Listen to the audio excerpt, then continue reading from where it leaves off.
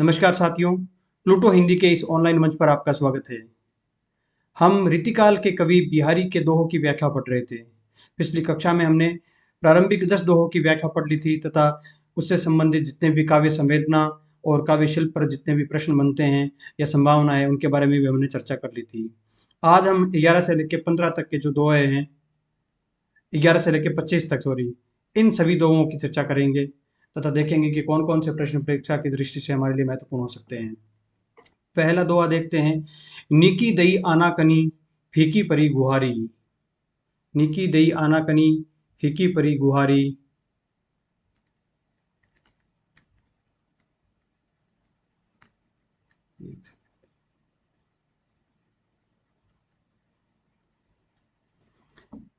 तजो मनो तारन बिरदु बारक बारनू तारी।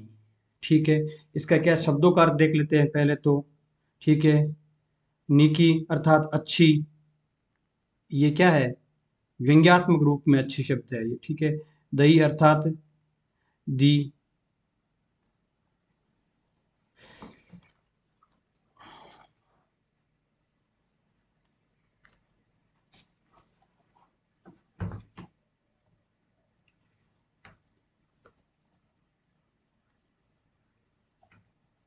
ठीक है, नीकी दई आनाकनी, अनाकनी फीकी परी गुहार। अनाकनी अर्थात मनाही और फीकी अर्थात कमजोर पड़ना या प्रभावहीन। परी अर्थात पड़ गई, गुहारी अर्थात गुहार, प्रार्थना। और अगला शब्द तजो अर्थात त्याग दिया, मनो अर्थात मानो, तारन बिरदु अर्थात तारने की, अर्थात किसी का उद्धार करने की जो बिरदु अर्थात उपाधि। ठीक है, बारक बार नु तारी। बारक अर्थात एक बार, बारनू अर्थात हाथी, तारी अर्थात तार कर। कुल मिलाकर क्या बात हो गई, बिहारी का यह दोहा भक्ति भाव से युक्त दोहा है और श्री कृष्ण के प्रति वो अपना भक्ति भाव बताते हुए कहते हैं कि मेरी जो गुहारी है मुझको तारने की, मुझे मोक्ष देने की, है ना, वो सारी गुहार, वो सारी प्रार्थना फीकी पड़ चुकी है। मैंने कितना आपको याद कर लिया, ऐसा लगता है कि आपने हाथी को एक बार तार दिया था, उसके बाद में जो तारण बिरदु अर्थात किसी भी व्यक्ति को मोक्ष देने की जो विरुद्धावली या विरुद्ध उपाधि आपको मिली है उसका भी आपने त्याग कर दिया है। अर्थात मेरी सारी गुहार फीकी पड़ चुकी है, ऐसी क्या आनाकानी कर दी है ईश्वर तुमने। ठीक है, श्री कृष्ण और राधा वल्लभ संप्रदाय, निम्बार्क संप्रदाय में दीक्षित होने के कारण बिहारी का ये उनके प्रति दोहा है। श्री कृष्ण ने एक बार जो हाथी को तारने की कथा है, हाथी को मोक्ष देने की जो कथा है, बचाने की कथा है, वो दो प्रकार की। एक तो यह है कि जो श्री कृष्ण जब मथुरा गए तब कंस ने श्री कृष्ण को मारने के लिए हाथी को शराब पिलाकर उनके सामने भेजा। ठीक है, लेकिन कृष्ण ने उस हाथी का वध कर दिया और कहते हैं कि हाथी किसी जन्म में राक्षस प्रवृत्ति और राक्षस कुल का हाथी था, तो कृष्ण ने उसका तार या उद्धार कर दिया उसका वध करके। ठीक है, दूसरा ये है कि एक हाथी को एक मगरमच्छ, जब हाथी जल पीने के लिए गया तो एक मगरमच्छ हाथी को पकड़कर तालाब के या समुद्र के बीच में ले गया, तब उसने कृष्ण भगवान से गुहार लगाई थी, तब कृष्ण भगवान ने बीच में आकर मगरमच्छ का वध करके उसको बचा लिया था। ये तो पीछे की कथा जो हमारे लिए इतनी उपयोगी नहीं है। ठीक है, मेन जो बात है वो यही है कि कृष्ण के प्रति जो भक्ति है वो उपालंब के रूप में, अर्थात व्यंग्य करते हुए, उपालंब कह सकते, व्यंग्य तो नहीं कह सकते, मतलब ओलवा देते हुए उन्होंने ये बात कही है इस दोहे के अंदर। पूरी क्या है इसका अर्थ देख लेते हैं। हे नाथ, आपने तो अच्छी आनाकानी दी है, हमारी पुकार फीकी पड़ गई, मानो हाथी को तार कर आपने एक बार ही अपना तारन विरुद्ध तारने वाला कहलाना छोड़ दिया है। ठीक है, और अलंकार देख लेते हैं इसमें कौन सा है। शब्द की यहाँ पर क्या है, मनो। ये मनो का अर्थात मानो, ये किसके अंदर आता है, उत्प्रेक्षा अलंकार। ठीक है, देख लेना यहाँ पर के अलंकार कौन सा है, ये प्रश्न पूछे जाते हैं कि अलंकार कौन सा है, तो उत्प्रेक्षा अलंकार है। अगला दोहा देखिए। चितई ललचो है चखनू डटी घूंघट पटमाही। छल सो चली छुआई के छिनकू छबीली छां। ये श्रृंगार परक दोहा है। ठीक है, शब्दों का अर्थ देख लेते हैं सबसे पहले, फिर उसके बाद में काव्य सौंदर्य तथा काव्य शिल्प, भाषा आदि के बारे में चर्चा करेंगे। चिथई अर्थात देखना, ललचो है अर्थात ललचाई हुई,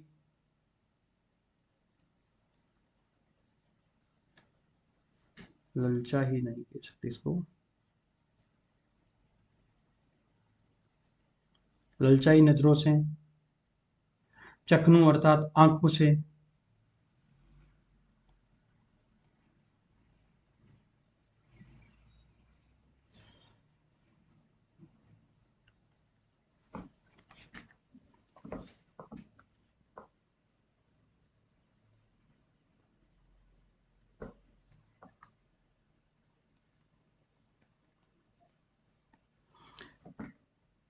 डांटे अर्थात डटकर। ठीक है। घूंघट पटमा है अर्थात घूंघट पट के अंदर से। ठीक है, घूंघट पट के अंदर से वो देखती है, कोई नायिका के बारे में बात कर रहे हैं। छल से अर्थात किसी व्याज से, बहाने से। छुआई के अर्थात छुआ कर। छुआई के छिनकू अर्थात क्षण भर के लिए। छबीली छा, छबीली किसके लिए, किसी नव युवती के लिए प्रयुक्त किया गया शब्द है, और यहाँ पर छा का अर्थ क्या हो गया, छाया, प्रतिबिंब मात्र। ठीक है। यहाँ जो छबीली शब्द है, ये छाया शब्द का विशेषण भी हो सकता है, अर्थात अपनी छबीली छा, अर्थात छाया किस प्रकार की, छबीली छाया।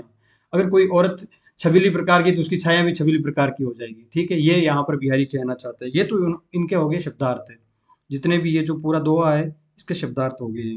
अब देखते हैं कि इसका अर्थ क्या होता है। ठीक है, देखिए हुआ क्या कि नायक था कहीं पर खड़ा हुआ। ठीक है, उधर से सामने से आई एक नायिका। ठीक है, नायिका नव यौवना नायिका थी, और नायिका ने क्या कहा, सबसे पहले अपनी ललचाई नजरों से, डटकर आंखों से नायक के सौंदर्य का, नायक के शरीर का पान किया। ठीक है, फिर वो उसके निकट आती है। निकट आकर क्या करती है, वो तीन चार अर्थ निकलते हैं इस अगली पंक्ति के।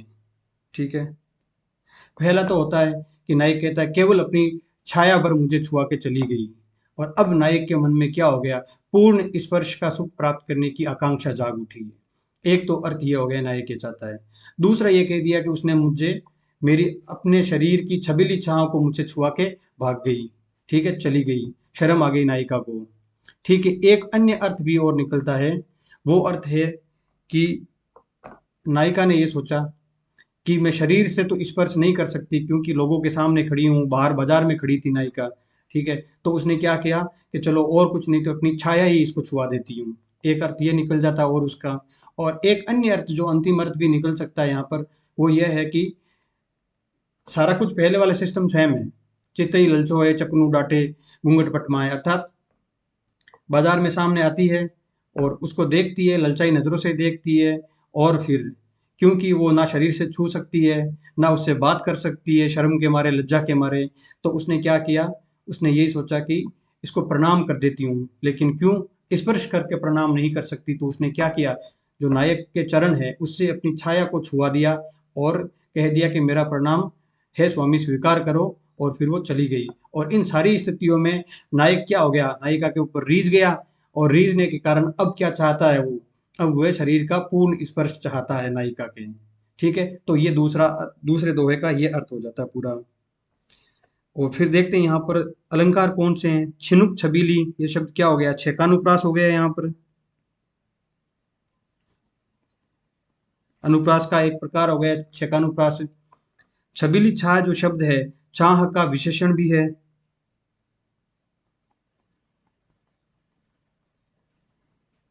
ठीक है, तो ये हो गए इसके अंदर अलंकार। अब देखते हैं संपूर्णता में क्या अर्थ होगा।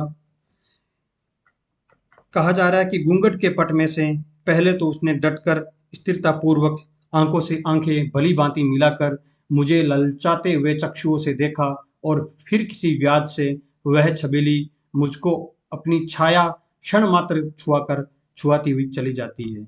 और इस वजह से क्या हो गया, नायिका जो अनुराग अनुराग व्यंजक जो चेष्टाएं नायक के सामने व्यक्त करती है, उसके प्रति जो अपना प्रेम दर्शाने की जो चेष्टाएं व्यक्त करती है, उसके आधार आधार पर नायक चाहता है कि अब वो केवल छाया मात्र के स्पर्श का सुख लेकर शांत नहीं हो सकता, उसके उसके शारीरिक स्पर्श का सुख भी चाहिए। ये सारी उस स्थिति की व्याख्या है। ठीक है, बिहारी के दोहों के साथ में यही सबसे बड़ी बात होती है कि जो स्थितियां होती है वो हमें खुद से कल्पना के स्तर पर हमें उसको सृजित करना पड़ता है। बिहारी ने मान लिया कि मेरे पाठक इतने ज़्यादा होशियार और इतने ज़्यादा तेज और तीक्ष्ण बुद्धि के होंगे कि वो जो श्रृंगार की सारी स्थितियां हैं उन सबको अपने आप से समझ लेंगे या अपने आप से क्रिएट कर लेंगे। ठीक है, तो बिहारी के दोहों में हमें स्थितियां क्रिएट ही करनी पड़ती हैं। अगला दोहा देख लेते हैं। जोग जुगति सीखिए सबे मनो महामुनि मैन, चाहत प्रिय अद्वैतता कानूनु सेवत नैन। ये जो पूरा दोहा है, यहाँ पर श्लेष का एक अत्यधिक सुंदर प्रयोग देखने को मिलता है। श्लेष अलंकार का क्या है, जोग शब्द है, इसके दो अर्थ निकलते हैं, जुगति के दो अर्थ निकलते हैं। ठीक है, अद्वैतता के दो अर्थ निकलते हैं, कानूनु और नैन, इन सब के दो दो अर्थ निकलते हैं। पहला अर्थ अर्थात एक उसके साथ में इन सब शब्दों के जो पहला अर्थ होगा उसके साथ संगति होगी और एक अर्थ निकलेगा पूरे दोहे का। दूसरा जो अर्थ निकलेगा इस शब्द का जोग का, उसके साथ में भी इन सभी शब्दों के अद्वैतता, कानून और नैन, इन सब के दूसरे अर्थ के साथ में संगति होगी और इस प्रकार से ये जो दोहा है ये एक अर्थ में तो श्रृंगारिकता और एक अर्थ में भक्ति भाव को दर्शाता है। ठीक है, जोग का क्या अर्थ हो सकता है, पहला अर्थ तो हो गया संयोग, मिलन, किससे, अपने प्रिय से। दूसरा अर्थ हो जाता है योग, क्रिया। ठीक है, जुगति का अर्थ होता है युक्ति।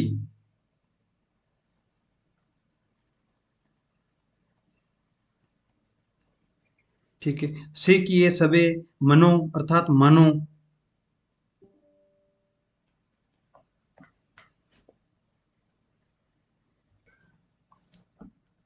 मनो अर्थात मानो। महामुनि मैन, महामुनि मैन ये शब्द किसके लिए आया, कामदेव के लिए। ठीक है, चाहत प्रिय अद्वैतता अर्थात एक हो जाना। ठीक है, कानून, इसका अर्थ क्या हो गया, कान, और दूसरा क्या हो गया, वन। और नैन, इसका पहला अर्थ हो गया नयन, आंखें, और दूसरा अर्थ हो जाता है इसका योगी। ठीक है, अगर पहला अर्थ मानते हैं कि संयोग अर्थात मिलन की आकांक्षा की बात करते हैं, तो ये कहना चाहते हैं कि उस युवती को, इस नव यौवना मुग्धा युवती को ऐसा लगता है कि महामुनि मैन अर्थात कामदेव ने मानो सब प्रकार की क्रियाएं सिखा दी है, मिलन की क्रियाएं, कैसे संयोग किया जा सकता है नायक के साथ में, वो सारी क्रियाएं सिखा सिखा दी है कामदेव ने। और अब इसके नेत्र इतने बड़े हो गए हैं, प्रिया प्रिय की याद में या प्रिय के इंतजार में, उससे मिलने की चाह में नेत्र बड़े होकर कहाँ तक चले गए हैं, कान तक चले गए हैं। क्यों, क्योंकि नेत्र जो कान तक फैले हुए होते हैं वो उस समय में सौंदर्य का एक प्रतीक माना जाता था। ठीक है, अर्थात ये युवती, इसके नेत्र इतने बड़े हो गए हैं और इतने विस्तृत हो गए हैं कि लगता है अब इसको नायक से मिलने की या उससे अद्वैतता, उससे एक हो जाने की जो इच्छा है वो प्रबल स्तर पर है या उच्च स्तर पर पहुंच चुकी है। दूसरा अर्थ इसका क्या हो सकता है, दूसरा अर्थ अगर माने हम जोग अर्थात योग की बात करें, ठीक है, ऐसा लगता है कि महामुनि मैन, यहाँ पर महामुनि मैन का अर्थ ये हो जाएगा कि योग का ईश्वर कौन है, शिव हो गया, अर्थात आदि शिव या आदि योग पुरुष ने इस प्रकार की योग की युक्तियां सिखा दी एक व्यक्ति को, उस व्यक्ति को। अब वो अद्वैत होने के लिए किसके साथ में, ईश्वर के साथ में, परमात्मा के साथ में अद्वैत अर्थात एक हो जाने के लिए जिस प्रकार से योगी चले जाते हैं वन के अंदर ताकि तपस्या कर सकें, तो वो सारी स्थिति क्या होगी, दोनों स्थितियों को समानांतर चलाते हैं बिहारी। आइए देखते हैं अर्थ क्या होगा इसका। पहला अर्थ तो है अब तेरे नयन रूपी योगी, काननू अर्थात श्रवण रूपी वन, कानों की सेवा करने लगे हैं, सेवन करने लगे हैं। मानो मदन रूपी महायोगी के द्वारा योग अर्थात संयोग की सब युक्तियां सिखाए हुए हैं, और ये प्रिय अद्वैतता अर्थात प्रिय से अलग न होना चाहते हैं, एवं इनकी शोभा पर रीझ कर नायक सदैव तेरे सामने उपस्थित रहेगा। पहला अर्थ तो यह है इसका। ठीक है। कानून सेवत नैन अर्थात कानों की सेवा करने लगे हैं। कौन? नेत्र करने लगे हैं। नेत्र विस्तृत होकर वहां तक चले गए हैं, तेरे सौंदर्य में इतना उछाल आ चुका है। ठीक है। अब प्रिय से अद्वैतता अर्थात उससे मिलन तुम्हारा निश्चित है। दूसरा अर्थ यही है कि योग क्रियाओं को सीख लिया है, और अब क्या हो गया, परमात्मा से एकता चाहते हैं। कौन? कोई योगी। इसलिए कहाँ जा रहा है? वन के अंदर जा रहा है। ठीक है। ये इसका अर्थ हो गया। तो अलंकार कौन सा हो गया यहाँ पर आपने देख लिया कि श्लेष अलंकार हो गया है। ठीक है। और नायिका कौन सी है? नव यौवना मुग्धा नायिका है।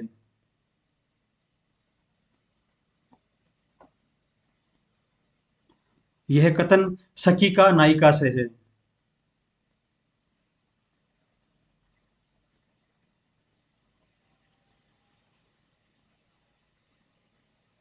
ठीक है। अगला दोहा देखते हैं।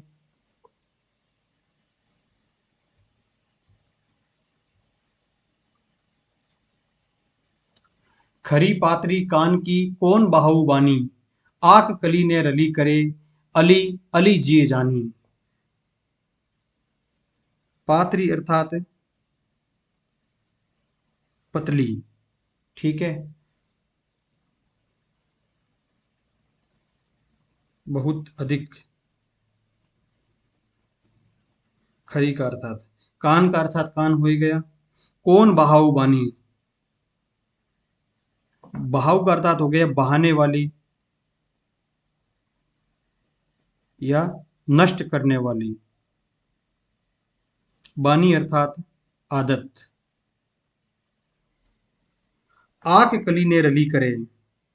आक कली अर्थात आक कली अर्थात जो आक वृक्ष होता है या आक की जो झाड़ी होती है उस पर जो कली उगती है, उसका जो पुष्प होता है उसके बारे में बात कर रहे हैं, है ना। आक पुष्प। कली ने रली करे अर्थात रति नहीं कर सकता। अली अर्थात भंवरा, भ्रमर। अली अर्थात सखी। जी जानिए। हुआ क्या है कि जो मध्या नायिका है, देखिए, जब एक कोई औरत नव यौवना होती है तथा उसके विवाह हो जाता है, तो उसे अपने यौवन पर, अपने सौंदर्य पर इतना गुमान होता है कि उसे पता है उसका पति किसी और औरत के साथ में रत नहीं हो सकता। ठीक है। लेकिन जब वो मध्य अवस्था को पहुंचती है, जब उसे लगता है कि उसके सौंदर्य में कुछ ढलान आ रहा है, तो ऐसी स्थिति में वो शक करने लगती है। ऐसा बिहारी कह रहे, मैं नहीं कह रहा। ऐसा बिहारी की मानना है तथा रीतिकाल के जितने भी कवि हैं उनका यह मानना था। ठीक है। ऐसी स्थिति में क्या होती है, जो मध्य अवस्था की औरत होती है जिसको मध्या बोलते हैं, नवयौवना नहीं। नवयौवना, मध्या और प्रौढ़ा तीन स्थितियां होती है, तीन अवस्थाएं होती है एक नायिका या महिला के उम्र की या यौवन की, आप मान सकते हैं। ठीक है। तो जो मध्य नायिका है उसके साथ में क्या हुआ, वो शक करने लगी है, और वो बार बार बात बात पर अगर उसे कोई भी आकर कुछ भी कहता है तो वो उसका भरोसा कर लेती है कि नायक तो किसी और औरत के साथ में चला गया, उसके साथ में रत है। ठीक है। तो ये बार बार की जो उसकी प्रवृत्ति है वो क्या है, उसके जो प्रेम है नायक के प्रति उसको नष्ट करने वाली है। ऐसा उसकी सखी कहती है कि तुम तो बहुत ही कान की कच्ची हो, कान की बहुत ही पतली हो, और ये जो तुम्हारी बहाव अर्थात बहाने वाली, ये नष्ट करने वाली आदत है, ठीक है, ये तुम्हें नष्ट कर देगी। तुम इतना मान लो हे सखी, नायिका को कहती है उसकी सखी, है सखी, इतना मान लो, आक कली अर्थात आक के पुष्प की जो कली होती है उसके साथ में भ्रमर कभी भी वहां से रस को नहीं चूसता। ऐसी स्थिति में तुम भी ये मान लो कि आक कली अर्थात किसी दासी के साथ में, यहाँ पर आक कली निम्न वर्ग की बात भी करता है, किसी दासी के साथ में नायक रति नहीं कर सकता, उससे प्रेम नहीं कर सकता, उसके साथ में रत नहीं रह सकता। तो इस बात को तुम मान लो। जो यहाँ पर अली और अली शब्द है, यहाँ पर ये क्या है, यमक अलंकार है। ठीक है। अर्थात तुम अपने जी में अर्थात अपने मन में ये बात बिठा लो। क्या अर्थ है पूर्ण में देखते हैं आप। तू कान की बड़ी पतली है, ये तेरी अर्थात किस अर्थ, किसकी अर्थात बहुत निकम्मी, बहाऊ अर्थात बहा देने योग्य अथवा तुझको नष्ट करने वाली बान या प्रकृति है। कि तू बिना विचार किए सबकी बातों पर विश्वास करती है। हे अली सखी, तू अपने जी में, अपने मन में ये बात जान ले, निश्चित कर ले कि अली भ्रमर अर्थात भ्रमर मदार की कली से रली विहार नहीं करता। ठीक है, इस बात को तुम मान लो।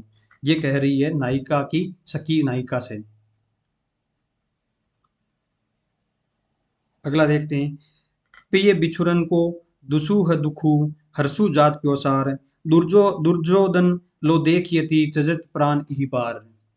ठीक है, देखिए दुर्योधन को एक श्राप था कि जब वे हर्ष और विषाद दोनों स्थिति में होगा एक साथ, तो ऐसी स्थिति में उसके प्राण जाएंगे अर्थात उसकी मृत्यु होगी।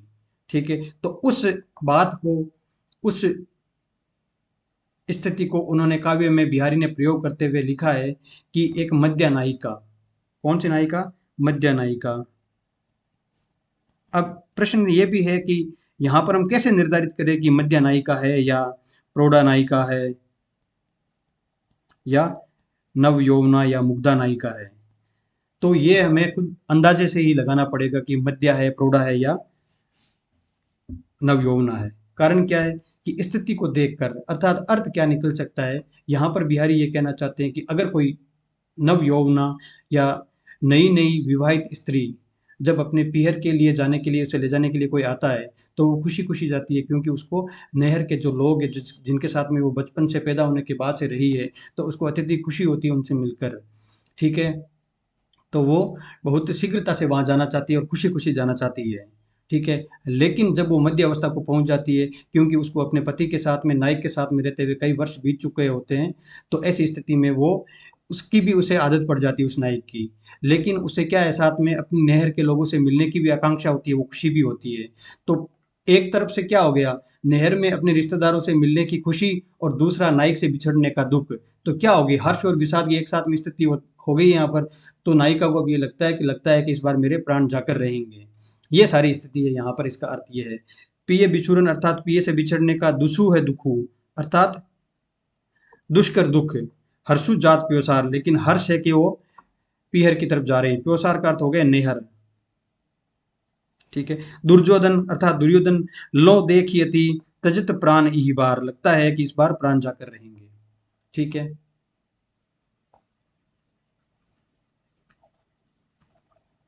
यहाँ पर एक शब्द है लो। ठीक है, यहाँ पर इसका ये जो अलंकार होगा यहाँ पर,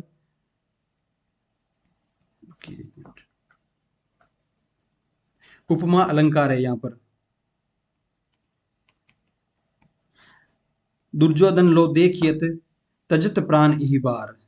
ठीक है, तो ये यहाँ पर सारा अर्थ हो गया। क्या अर्थ देख लेते हैं। नहर जाते समय एक तो इसको नहर वालों की दर्शन संभावना का हर्ष है, और दूसरे प्रियतम से बिछुड़ने का दुख है। इस बार की जवाई में यह दुर्योधन की भांति प्राण त्यजते समय की दशा में देखी जाती है। ठीक है, ये सारी बात होगी। उपमा अलंकार क्यों है, आपको ये पता चल गया होगा कि अगर किसी की तुलना करते हैं हम, भांति कहते हैं कि या बताते हैं कि भाई इसकी तरह है, ठीक है, तो वहां पर उपमा अलंकार होता है।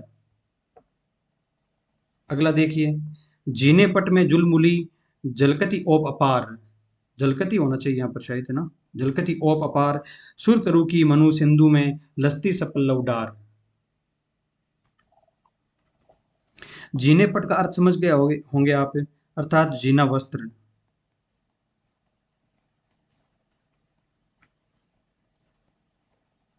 वस्त्र में जुलमुली अर्थात जगबुज टाइप में।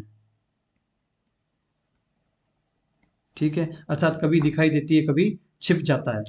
कोई ऐसी चीज जो कभी दिखाई देती है और कभी छिप जाती है। दिखना, छिपना। ठीक है, जलकती अर्थात झलकती है। ठीक है, झलकती है। ओप अपार, ओप अर्थात प्रभा, अपार यानी असीमित। ठीक है, सुरतरु, सुरतरु का यहाँ पर अर्थ होता है कल्प वृक्ष। सुरतरु की मनु मानो सिंधु अर्थात सागर में, लस्ती अर्थात लहलहाती है। अर्थात हिलना, लस्ती अर्थात लहलहाना या हिलना। सब पल्लव अर्थात पल्लव सहित अर्थात पत्तों सहित। डार का अर्थ आप समझ गए होंगे, डाल, ये सारा अर्थ है। स्थिति क्या हो रही, देखिए, जब समुद्र मंथन हो रहा था तो समुद्र मंथन के दौरान अमृत और विष सहित अनेक पदार्थ निकले थे, और उनमें से कल्प वृक्ष की उत्पत्ति भी समुद्र मंथन के दौरान मानी जाती है। तो इस स्थिति को या उस प्रसंग को बिहारी ने श्रृंगार के अंदर उपयोग करते हुए बताया है कि उस औरत के, उस नायिका के जो शरीर के सौंदर्य के बारे में बात करते हैं कि जीने पट में अर्थात जीने वस्त्र में जो उसके शरीर के अंग अर्थात हाथ, उसके कान, ठीक है, ये सारी जो चीजें हैं, अंगुलियां, ये सब चीजें, इनको पल्लव अर्थात पत्तों से संज्ञा दी जाती है साहित्य के अंदर। हाथों को, भुजाओं को, ठीक है, कानों को, होठों को, अर्थात पत्तों के साथ में इनका सौंदर्य उपमा देकर बताया जाता है, तुलना करके बताया जाता है। तो वो कहना चाह रहे हैं बिहारी यहाँ पर कि उसके जीने पट में से जो उसके हाथ या उसके अंग जो झलकते हैं बार बार, झुलमुले अर्थात कभी दिखते हैं कभी छिप जाते हैं, उनकी शोभा या उनकी जो सौंदर्य है वो अपार है, असीमित है। ऐसा लगता है कि जैसे समुद्र मंथन के दौरान सुरतरु अर्थात कल्प वृक्ष जब बाहर आ रहा था तो वो उसके जो पत्ते हैं, जो उसकी डालियां हैं पल्लव सहित अर्थात पत्तों सहित, जो उनकी डालियां जिस प्रकार से लहला रही थी, उस प्रकार से इस औरत का या इस नव यौवना स्त्री का शरीर दिखाई देता है। ये सौंदर्य वर्णन है बिहारी का किसी नव युवती के प्रति। बिहारी इसी प्रकार लिखते हैं।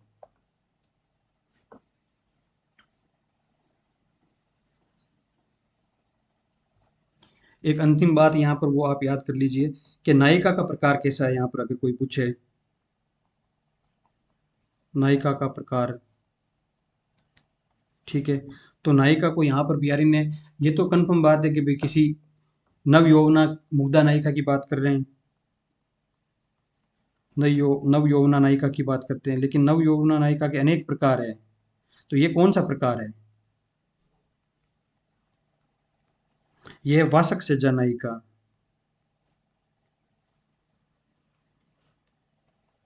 अर्थात नायिका जिसे सजने का, अच्छे कपड़े पहनने का, लिपस्टिक वगैरह लगाने का बहुत शौक है, वैसी नायिका के बारे में ये बात कह रहे हैं बिहारी।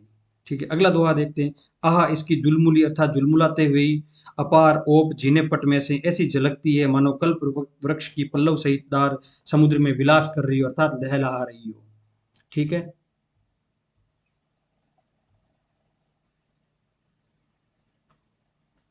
अगला दोहा देखते हैं। डारे ठोड़ी गाढ़, गही नैन बटोही मारी, चिलक चौंद में रूप ठग, हाँसी फांसी डारी। ये भी एक स्थिति बता रहे हैं बिहारी। क्या कह रहे हैं?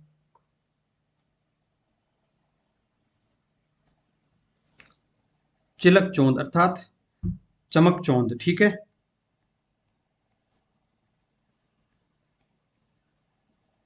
चमक चौंद। डारे ठोड़ी गाढ़ अर्थात डाल दिया, डारे अर्थात डाल दिया, ठीक है। गही नैन बटोही मार, नैन बटोही अर्थात नैनों से शिकार कर लिया और मार दिया।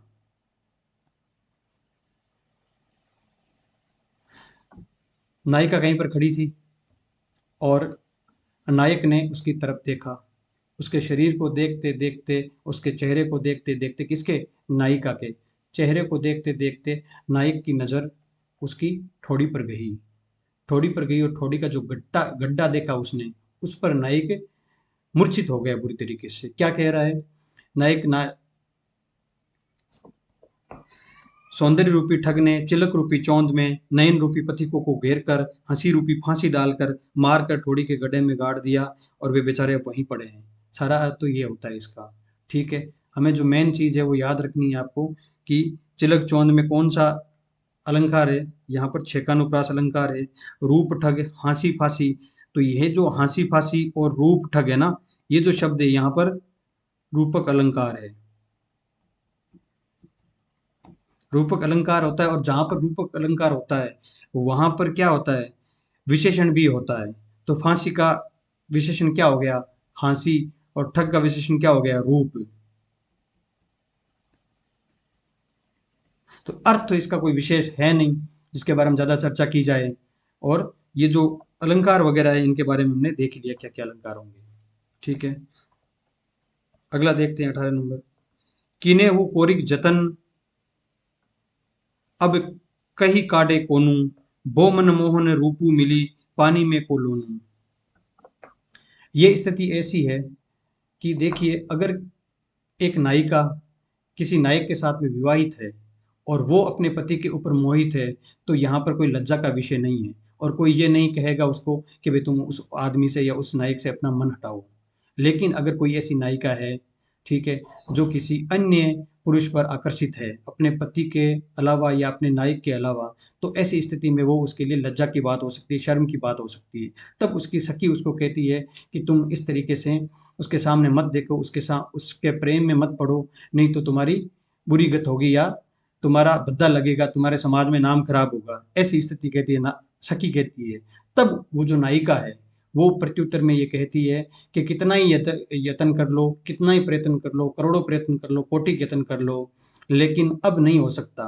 अब ऐसा नहीं हो सकता क्योंकि जो मेरा मन है, वो जो मेरा प्रिय है, मोहन है, उसके रूप में इस प्रकार से मिल चुका है जिस प्रकार से पानी में नमक मिल जाता है, घुल जाता है। अर्थात मैं उसकी पूरी तरीके से हो चुकी हूँ। अब कितना ही कोई यत्न कर ले, मैं बाहर नहीं निकल सकती उस आवरण से, उस प्रेम से। क्या अर्थ है? मोहन का लावण्यमय रूप मेरे मन रूपी मानसरोवर में मिलकर पानी में का अर्थात पानी में घुला हुआ लवण हो गया है।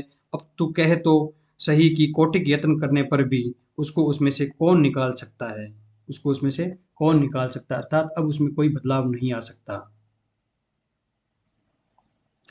यहाँ पर आपको भो अर्थात मेरा है ना, ठीक है। किने हूँ कोरिक अर्थात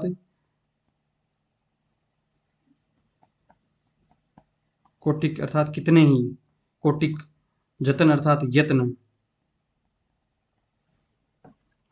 यहाँ जो मन शब्द है यहाँ पर आप देखेंगे कि श्लेष अलंकार है। श्लेष अलंकार, श्लेष अलंकार किस रूप में? श्लेष अलंकार और श्लेष कौन सा? श्लेष रूपक। तो यहाँ पर कहना ये चाह रहे हैं कि मन रूपी मानसरोवर में,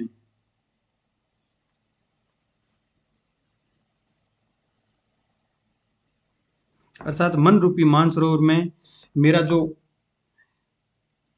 पूरा व्यक्तित्व है, पूरा मन जो क्या हो गया, जो नायक है, पानी है, सरोवर में क्या हो गया, जैसे नमक मिक्स होता है, मिश्रित होता है, उस प्रकार से मैं संपूर्ण रूप से उस पर पुरुष के प्रेम में या उसके व्यक्तित्व में मैं मिश्रित हो चुकी हूँ। अब मुझे किसी प्रकार से पृथक नहीं किया जा सकता। चाहे तुम मुझे समझाओ, मुझे कोई फर्क नहीं पड़ने वाला, मैं तो उसी के साथ में रहूंगी।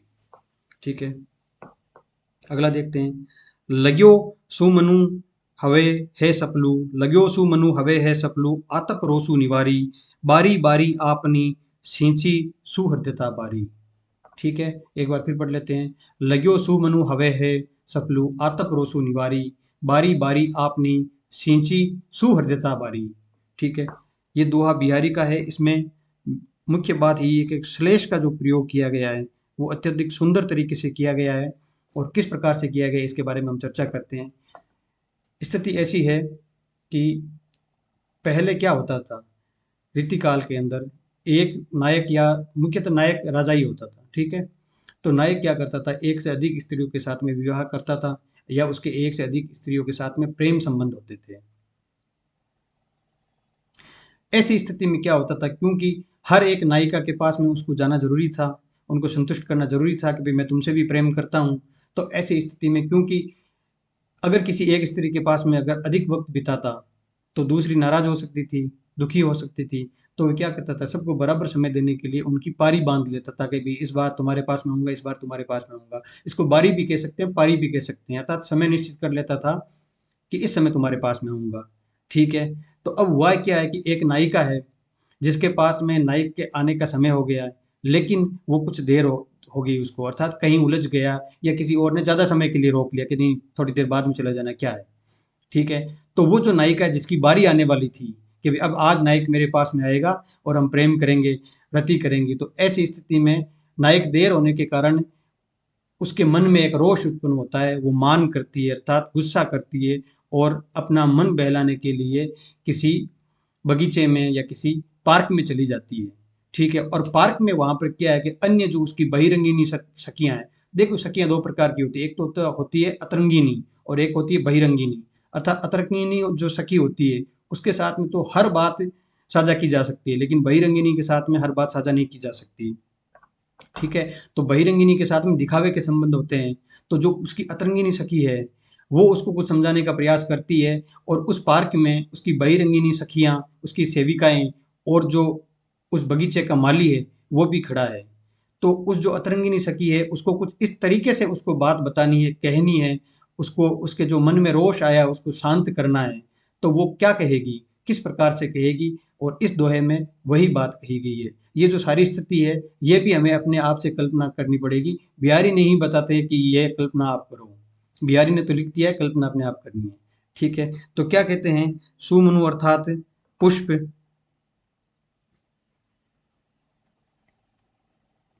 ठीक है, पहला अर्थ। दूसरा अर्थ क्या हो गया, सही से मन लगाओ। दूसरा अर्थ क्या हो गया,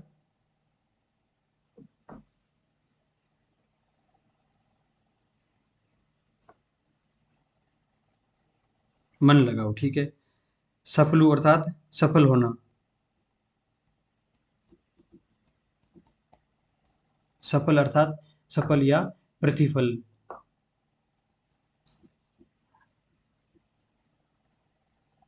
फलयुक्त और अभिष्ट की प्राप्ति करना, ठीक है। ये सारी।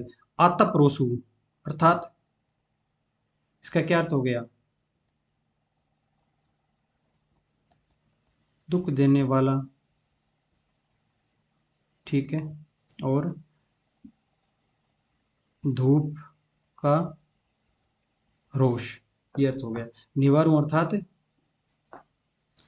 निवारण करना किसी चीज का, ठीक है।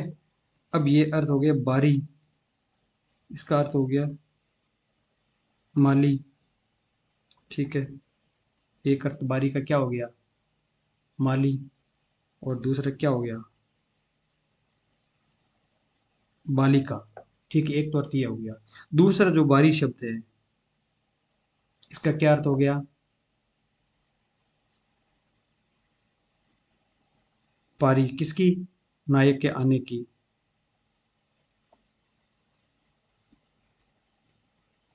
दूसरा अर्थ क्या हो गया यहाँ पर, बारी का अर्थ क्या हो गया, बाड़ी, ठीक है। बाड़ी या वाटिका, जिस वाटिका में नायिका गई है। अपनी सींची अर्थात सींचना, ठीक है। ये सींचना या उसकी सेवा करना ये मान सकते हैं। सुहृदयता बारी, सुहृदयता बारी, इसके शब्द के दो अर्थ क्या निकलेंगे, सुहृदयता बारी के।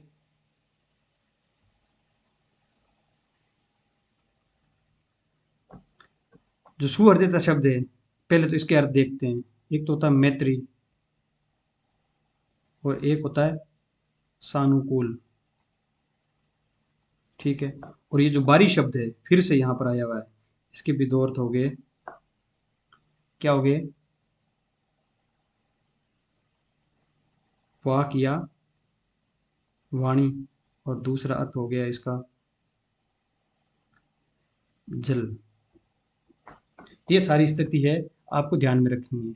क्या है कुल मिलाकर, लगता तो ऐसा है कि जैसे वो अतरंगिनी सखी है वो क्या कह रही है किसी माली को, और उन बहिरंगिनी सखियों के सामने कह रही है कि है माली, जो तुमने इतना प्रयत्न किया है, इतना इंतजार किया है कि भाई तेरी इस बाड़ी के अंदर पुष्प लगेंगे, अच्छे पुष्प लगेंगे, तो जो गर्मी पड़ रही है बाहर, जो धूप धूप पड़ रही है उसका निवारण करने के लिए आज है माली तू क्या कर, अपनी वाटिका में सुहृदयता बारी अर्थात सानुकूल जल, ऐसा स्वच्छ और शीतल जल डाल दे इन पुष्प के ऊपर, इस संपूर्ण वाटिका में, कि ये जो अच्छे अच्छे फल तुम्हें प्राप्त हो, ठीक है। ये पहली स्थिति हो गई है। लेकिन वो जो नायिका है, जो अतरंगिनी सखी है, उसके बारे में क्या कह रही है, उसके लिए क्या मैसेज जा रहा है, उसको वो ये कह रही है कि बड़ी मुश्किल से तो बारी आई है नायक की, और अब तुम है ना इस तरीके से रोष कर कर यहाँ पर आ चुकी हो, तो मेरा तो यही मानना है कि बहुत ही गलत तरीका है तुम्हारा, और नायक फिर रूठ के चला जाएगा, फिर वापस कब बारी आएगी। तो तुम अपना रोष को, अपने जो गुस्सा है उसको थूक दो, और क्या करो, नायक के सामने प्रेम पूर्वक व्यवहार करो, ताकि तुम्हारे जो प्रेम है आपस में दोनों का, उसको अपने प्रेम पूर्ण व्यवहार से, अपनी वाणी से, अच्छी वाणी से बोलकर इस प्रकार से पोषण दो कि ये फले फूले आगे चलकर। ठीक है, तो ये बात है सारी। अब इसका अर्थ देख लेते हैं आगे। समझ गए? तो श्लेष यहाँ पर सर्वत्र विद्यमान है और श्लेष की वजह से ये अर्थ निकलते हैं और बिहारी इसी प्रकार की कविता करते हैं। ठीक है, तो पहला अर्थ क्या है? हे बारी, है बोली स्त्री, तेरा मन जो लगा है सो सफल प्राप्ताभीष्ट होगा। तू इस दुखदायी रोष को निवारित करके बारी अर्थात सूर्यदेवता के वारी वाक्य से सींच कर सरस कर, अर्थात अपने प्रेम को रुष्ट मत हो। ये तो पहला अर्थ हो गया किसके लिए? नायिका के लिए। और दूसरा अर्थ मालिक के लिए या वहाँ की जो बहिरंगिनी सखियाँ, उनको क्या लग रहा है कि वो सखी क्या बोल रही है? वो बोल रही है कि हे माली, तेरी वाटिका में लगा हुआ सुमन अर्थात पुष्प सफल अर्थात फलयुत होगा, अर्थात इसमें फल लगेंगे। तो अपनी बारी अर्थात वाटिका में सूर्य देवता के बारी अर्थात सानुकूल जल से सींच कर गाम के रोष अर्थात धूप के रोष, धूप के जो प्रचंड प्रभाव है उसको निवारित कर दे, अर्थात उसको समाप्त कर दे, उसको सींच दे। ये दो अर्थ निकलते हैं यहाँ पर। ठीक है,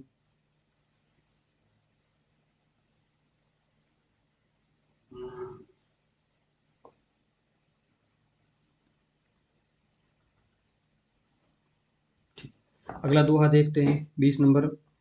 अजो तरियो ना ही रह्यो श्रुति सेवत इक रंग, नाक बास बेसरी लह्यो बसी मुक्तन के संग। यहाँ पर भी श्लेष है और जहाँ पर भी श्लेष आता है बिहारी के दोहों के अंदर या बिहारी के संपूर्ण वाक्य के अंदर जो लिखते हैं उसमें जबरदस्त चमत्कार आ जाता है। ठीक है, तो ये तो है भक्ति प्रसंग में दोहा। और यहाँ पर बिहारी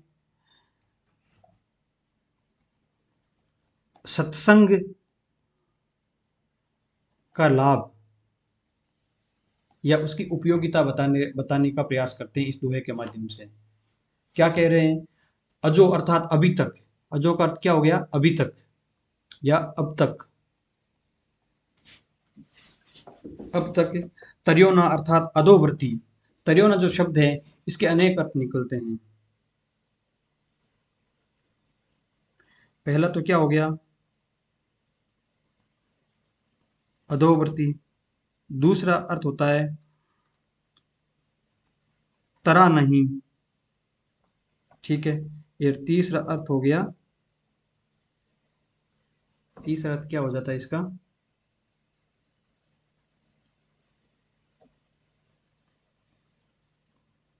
कर्णाभूषण, अर्थात कान का एक आभूषण होता है तरियोना, उसको बोलते हैं। तो कहीं कहीं ये साथ भी लिखा मिलता है तरियोना और कहीं कहीं पर ये पृथक पृथक भी लिखा मिलता है। तो जो पृथक पृथक लिखा मिलता है तो उसका अर्थ होता है तरा नहीं, अर्थात उद्धार नहीं हुआ। तो यहाँ पर सबंग श्लेष होता है। कौन सा होता है? सबंग श्लेष। ये आपको याद रखना है, सबंग श्लेष कहाँ पर है? तरियोना के अंदर है ना। रहियो, तरियोना ही रहियो श्रुति। श्रुति का अर्थ यहाँ पर क्या होता है? एक तो होता है वेद या पुराण की श्रुति और दूसरा अर्थ क्या होता है? कान। श्रुति का अर्थ क्या क्या होता है? वेद की श्रुति या पुराण की, वेद पुराण अर्थात जितने भी धार्मिक ग्रंथ है उनकी श्रुति अर्थात उनके कोई वाक्य, उनके बोल। और इक रंग का अर्थात हो गया एक रंग में, अर्थात एक सार लगातार अविच्छिन्न रूप से। ठीक है, अर्थात बिना रुके हुए, अविच्छिन्न रूप से, बिना पृथक हुए। नाक बास। नाक बास का यहाँ पर दो अर्थ निकलते हैं। नाक का अर्थ क्या होता है? एक तो होता है स्वर्ग और दूसरा होता है नासिका। बास का अर्थ क्या हो गया? निवास। ठीक है, बेसरी जो ये शब्द है इसके भी दो अर्थ निकलते हैं। एक तो होता है नाक का आभूषण,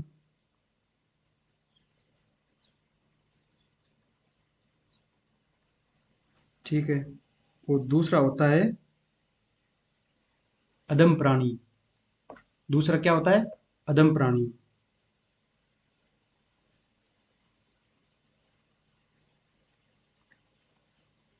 अर्थात नीच पुरुष या पापी व्यक्ति। बसी का फिर से वही अर्थ होगा, अर्थात साथ में रहकर मुकुतन। मुक्तन के भी यहाँ दो अर्थ होते हैं। एक तो होता है मोती और दूसरा होता है मुक्त आत्मा। ठीक है, ये सारा दोहा है, इसके दो अर्थ होते हैं।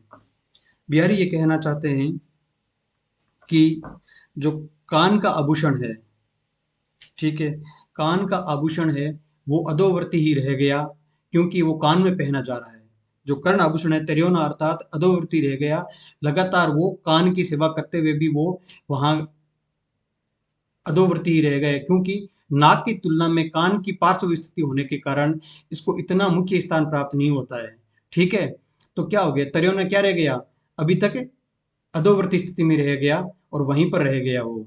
और नाकबास अर्थात नासिका में स्थान ग्रहण करने के कारण, नासिका में स्थान ग्रहण करने के कारण जो बेसरी अर्थात नाक में पहनने का जो आभूषण है वो मोतियों के संग रहता है, और इस वजह से क्या हो गया, शीर्ष स्थान प्राप्त कर लिया।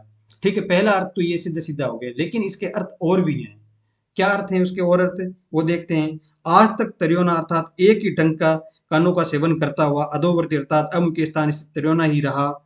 बेसर ने मोतियों का संग पाकर नाकबास अर्थात नाक का शीर्ष स्थान प्राप्त कर लिया है, निवास प्राप्त कर लिया है।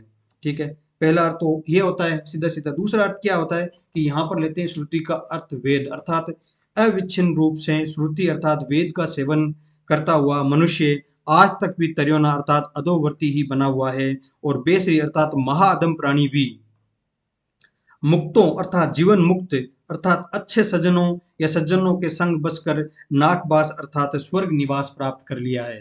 तो यहाँ पर बिहारी क्या बताते हैं, बिहारी बताते हैं कि अच्छी संग में या सत्संग में रहने का क्या लाभ हो सकता है, उसके बारे में बात करते हैं।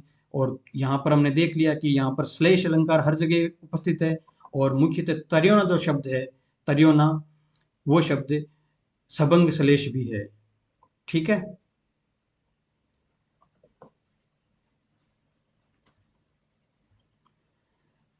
यहाँ आपको एक चीज और भी देखनी है, और वो ये है कि जैसे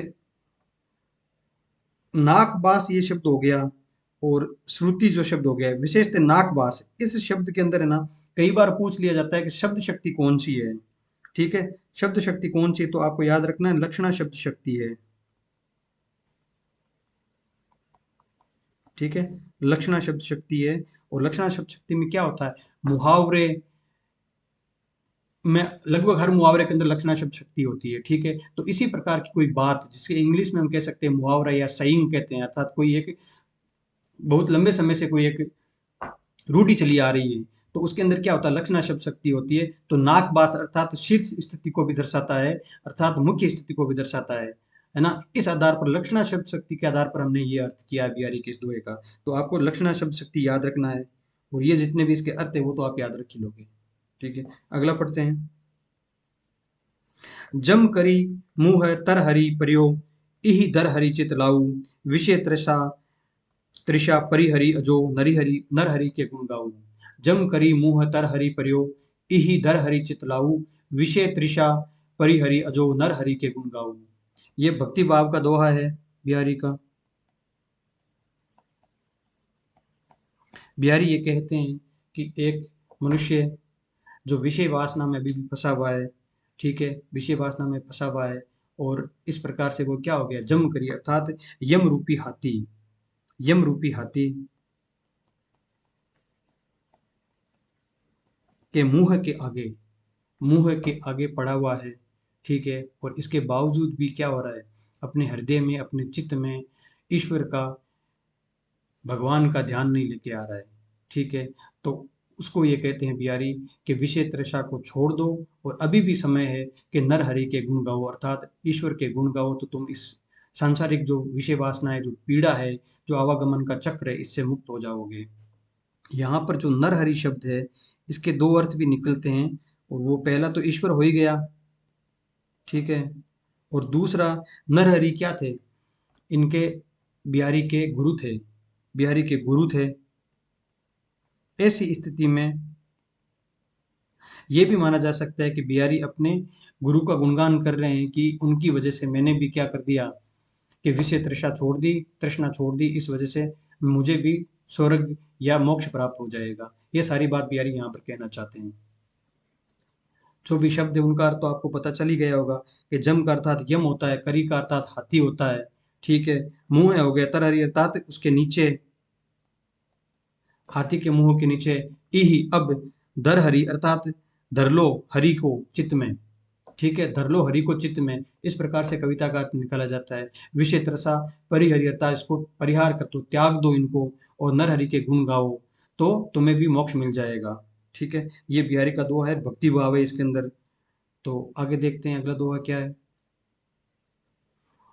अच्छा, तू यम रूपी हाथी के मुंह के नीचे पड़ा हुआ है, इस निश्चय पर चित्त लगा, अब भी विषय तृष्णा को छोड़कर नरहरि के गुणों का गान कर तुम्हें मोक्ष प्राप्त हो जाएगा।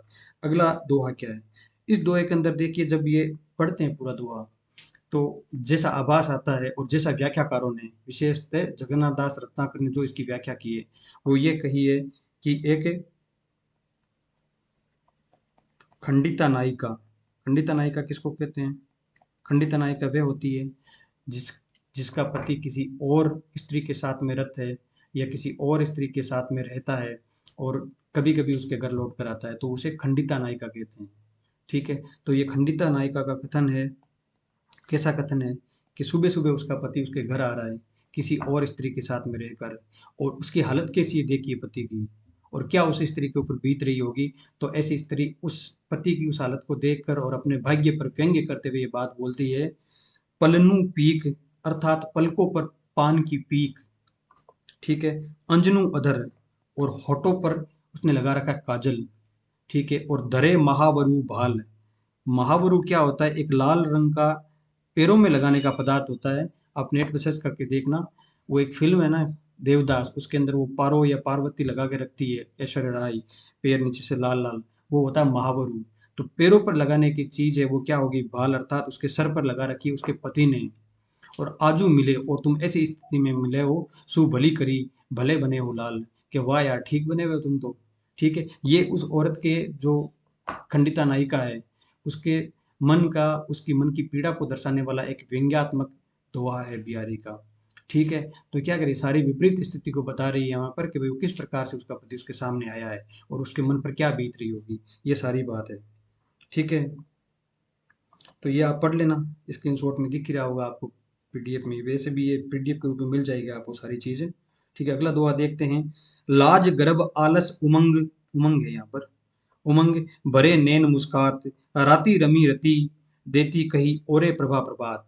ठीक है, क्योंकि इसका भी अर्थ बिहारी तो नहीं बताते कि उन्होंने इस प्रकार से बातें क्यों लिखी है, शब्दों का इस प्रकार से प्रयोग क्यों किया है, लाज गर्भ आलस उमंग इनका प्रयोग क्यों किया गया है। तो जो काव्य शास्त्र के या जो काव्य में अर्थ करने के मास्टर लोग होते हैं, जिसका पढ़ाया हुआ हम पढ़ते हैं, मैं आपको पढ़ाता हूँ, ठीक है, मैंने भी उनको पढ़ा, ठीक है, आप भी उनको पढ़ेंगे, तो ये जो सारी चीज हैं जो उन्होंने क्या इसका अर्थ किया उसके बारे में बताते हैं। यहाँ पर जो लाज गर्भ आलस उमंग है, ये जो शब्द हैं, ये जो चार स्थितियां हैं, ये क्या हो गया?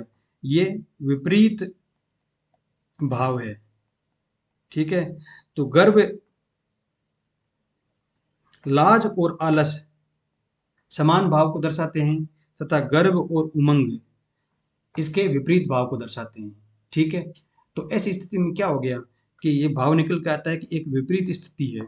ठीक है, भरे नैन मुस्कात है, हुआ क्या है कि एक नायिका सुबह सुबह उसकी सखी को मिलती है, तो उसके नैनों में कुछ एक अलग मुस्कुराहट है। तब सखी है वो उसको कहती है कि तुम्हारी नैनों के अंदर, तुम्हारे आंखों के अंदर जो लाज गर्भ अलस उमंग, ये जो विपरीत भाव दिख रहे हैं, वो जो तुमने रात को रति की थी उसकी सारी बात कह देती है।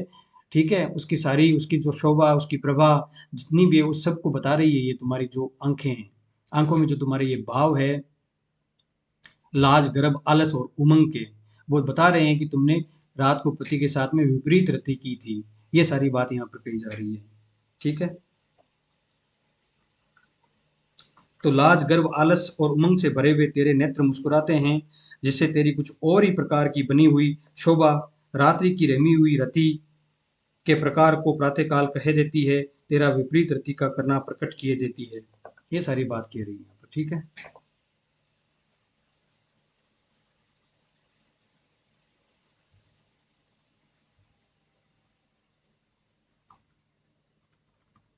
अच्छा एक चीज और देख लीजिए, ये जो बात है, ये यहाँ पर नायिका का प्रकार पूछ लेना, तो आप ये देख लेना इसके अंदर, प्रौढ़ा, धीरा और खंडिता, ये पूरा है।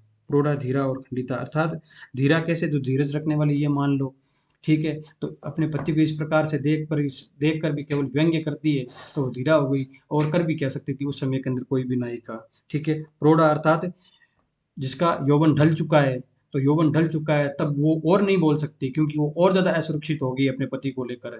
तो ऐसी स्थिति में क्या होती है, नायिका के सामने सिर्फ यही ऑप्शन होता है, विकल्प बचता है कि वो किसी प्रकार से व्यंग्य कर दे और बात को टाल दे, और कुछ नहीं कर सकती, ठीक है। प्रोढ़ा, धीरा और खंडिता नायिका है यहाँ पर। प्रोढ़ा, धीरा, खंडिता पूरा नाम ही है, ठीक है। अगला देखते हैं। ये तो हमने कर ही लिया था, लाज गर्व और आलस भरे।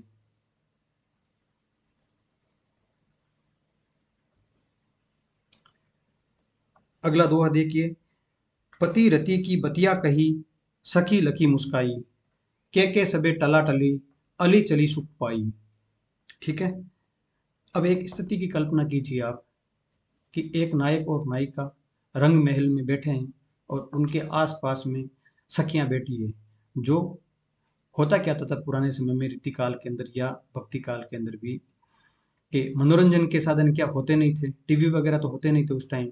तो क्या होता था कि जो सखियां होती थी वो कभी नाटक करके दिखाती थी, कभी कुछ ना कुछ चुगलबाजी करती थी। इस प्रकार से नायक और नायिका अर्थात राजा और रानियों का समय व्यतीत होता था। मनोरंजन का साधन यही था। तो मनोरंजन कर रहे थे सब के सब बैठे बैठे। तो नायक ने क्या कर लिया, नायिका की तरफ देखा और कुछ मस्त सा इशारा किया, ठीक है। और उस इशारे के अंदर रति की इच्छा प्रकट की, ठीक है।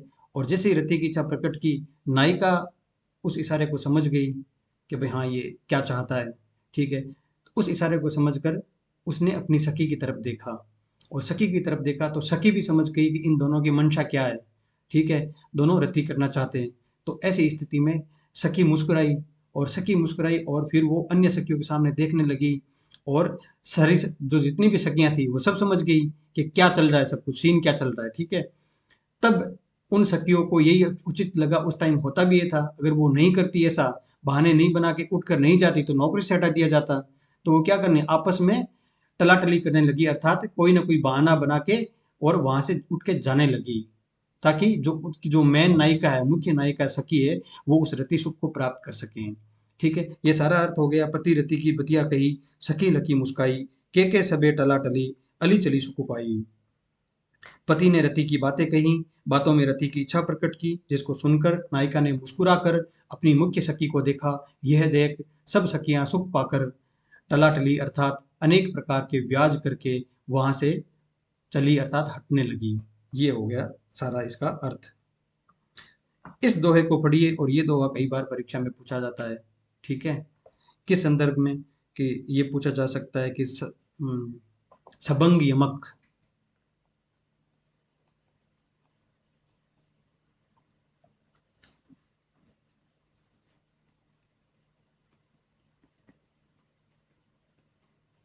ये सबंग यमक अलंकार क्या होता है, यह आपको यहाँ पर पता चलेगा।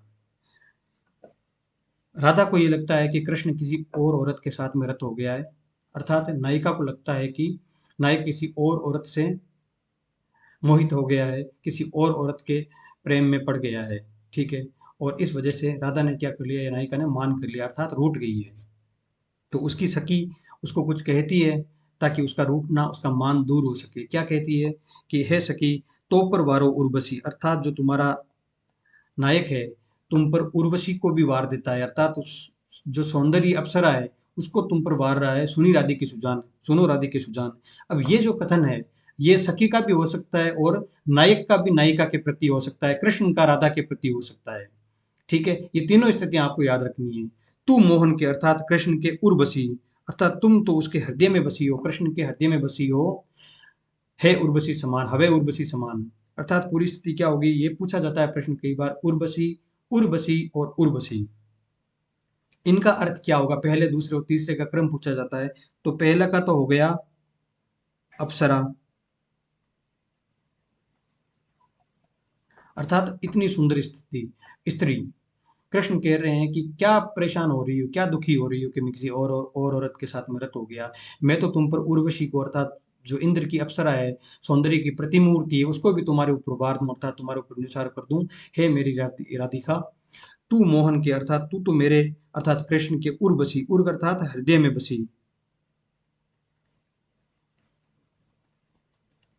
तुम तो मेरे हृदय में निवास करती हो और उर्वशी के समान, अर्थात हृदय के ऊपर एक आभूषण होता है। जिस प्रकार से मेरे हृदय पर मैं अपना आभूषण धारण करके रखता हूँ, उसे कभी भी अलग नहीं होने देता, उसी प्रकार से तुम मेरे हृदय में बसी हुई हो। तो ये जो तीनों बार जो उर्वशी उर्वशी आ रहा है, इसमें अलग अलग अर्थ आ रहे हैं। तो ऐसी स्थिति में अलंकार कौन सा होगा? यमक अलंकार। और यमक अलंकार उर्वशी, और उर्वशी में तो यमक अलंकार है, लेकिन उर्वशी अलग अलग करते हैं, तोड़ के जब देखते हैं और सेम अर्थ अलग अर्थ निकलता है किसी शब्द का, तो ऐसी स्थिति में उसको बोलते हैं सबंग यमक अलंकार। उर्वशी और उर्वशी ये जो शब्द है दो, इनमें तो है अभंग यमक अलंकार, अर्थात बिना भंग किए हुए। और जो उर और बसी जो अलग अलग शब्द है, इसके अंदर है सबंग यमक अलंकार। ये इसका सारा अर्थ हो गया है। आप देख सकते हैं क्या लिखा हुआ है वो तो। ठीक है। किसी दूसरी को कैसे मैं अपने उर के अंदर बसा सकता हूँ। 1 घंटे से ज़्यादा की क्लास हो गई है, और बिहारी की जितनी भी दो हैं उनकी व्याख्या हमने पढ़ ली है, और जितना भी 2 घंटे में हमने पढ़ाया है उससे बाहर कोई प्रश्न नहीं जाएगा। आप एक बार इसको ढंग से देख लेना। ठीक है। धन्यवाद।